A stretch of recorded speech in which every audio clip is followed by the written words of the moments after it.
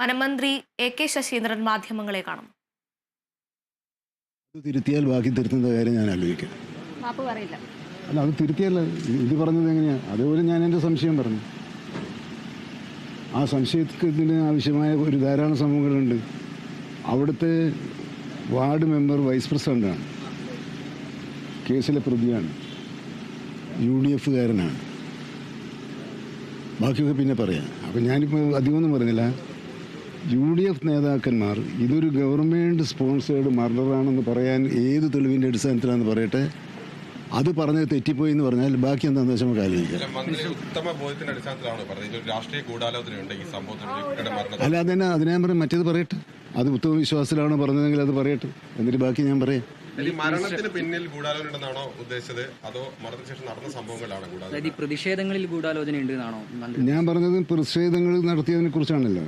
ഇത് രാഷ്ട്രീയ മുതലെടുപ്പിന് വേണ്ടി നടത്തുമ്പോൾ സംശയം സ്വാഭാവികമായി ഉണ്ടാവുമല്ലോ. ആ സ്വാഭാവികമായ സംശയം ഞാൻ നിങ്ങളോടെല്ലാം പറഞ്ഞതാണല്ലോ. പക്ഷെ ഞാൻ അതിൽ തർക്കിക്കാൻ നിൽക്കുന്നില്ല. ഈ പറഞ്ഞത് ഉത്തരവാദപ്പെട്ട ഇപ്പോഴും KPCC പ്രസിഡന്റും അത് പറയുന്നുണ്ട്. അത് ഏത് തെളിവിൻ്റെ അടിസ്ഥാനത്തിലാണ്, ഏത് യുക്തിയുടെ അടിസ്ഥാനത്തിലാണ്, അതിനാവശ്യമായ കാര്യങ്ങൾ അവർ വിശദീകരിക്കട്ടെ. അല്ലെങ്കിൽ അവരത് തിരുത്തട്ടെ. തിരുത്തിയാൽ ഞാൻ എന്തെങ്കിലും തിരുത്താനുണ്ടെങ്കിൽ തിരുത്താം. ഇപ്പം പ്രാഥമികമായിട്ട് പോലീസ് കേസെടുക്കുന്ന നരഹത്യക്കാണ്, ഒരാളാണ് പ്രതി എന്ന് പറയുന്നു. അപ്പൊ അതിലെങ്ങനെയാണ് ഒരു ഗൂഢാലോചന വരുന്നത് ഈ സംഭവത്തിൽ? അല്ല, ഗൂഢാലോചന വരുന്നത് ഇതിൻ്റെ ഞാൻ ഗൂഢാലോചന നടന്നു എന്നല്ലല്ലോ, അതൊരു സംശയിക്കേണ്ടതുണ്ടെന്നാണല്ലോ. അത് സംശയിക്കുന്നത് എങ്ങനെയാണ്? ഇതിനെ ഉടനെ രാഷ്ട്രീയ മുതലെടുപ്പിന് വേണ്ടി ഉപയോഗിക്കാനുള്ള എല്ലാ സജ്ജീകരണങ്ങളും നടത്തി. നമ്മൾ മലപ്പുറം നിലമ്പൂരിലുള്ളവർ ഈ വിവരം അറിയുന്നതിന് മുമ്പ് മലപ്പുറത്തും അവിടെ ഇവിടെയൊക്കെ ഇങ്ങനെ പ്രതിഷേധ പ്രകടനങ്ങൾ വന്ന്, അപ്പോൾ ആ സംശയമാണ് ഞാൻ ഉന്നയിച്ചത്. ആ സംശയം ശരിയല്ല എന്ന് പറഞ്ഞാൽ ഞാൻ തിരുത്താം. പക്ഷേ ഇതേതിൻ്റെ അടിസ്ഥാനത്തിലാണ് പറഞ്ഞത്? KPCC പ്രസിഡന്റ് ഉൾപ്പെടെ പറയുന്നുണ്ടല്ലോ, ഗവൺമെൻറ്റിൻ്റെ പ്ലാൻ ചെയ്തൊരു മർഡറാണെന്ന് പറയുന്നുണ്ടല്ലോ.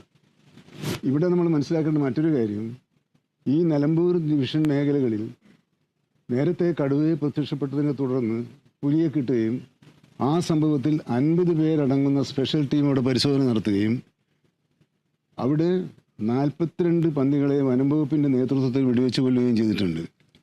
ഈ പറയുന്ന വഴിക്കടവ് പഞ്ചായത്തിന് 4 ഷൂട്ടർമാരുള്ള പാനലും നേരത്തെ പണം പോരാന്നുള്ളത് കൊണ്ട് എല്ലാ പഞ്ചായത്തുകൾക്കും 2500 രൂപയും 3500 രൂപയും കൊടുത്തിട്ടും ആകെ അവർ ഈ കാലത്തിനിടയിൽ 3 പന്നികളെയാണ് വെടിവെച്ചത്.